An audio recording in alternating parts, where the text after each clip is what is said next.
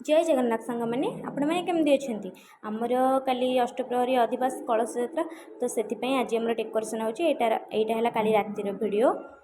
तो आज हूँ मंगलवार पंथई ओषा मु झोटी पकईदी आम जेहतु डेकोरेसन चलता दांडे आमरी दांडर होना।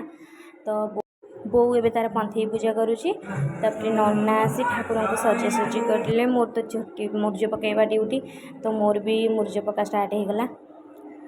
एबे आमर गाँ लोक सब कलश पानी उठाइबा सब रेडी हो गले आसी ठाकुर पाखे समस्ते एकजुट हो गले। तो ये समस्ते कलश यात्रा जी आसु आसु संध्या 7टा हो। तो मोर भी मुर्ज कम भर सरला ए समस्ते बाहर जावाई आमर आउ कौन कौन हम मु निहाती आउ गोटे वीडियो आनी रही। जय जगन्नाथ।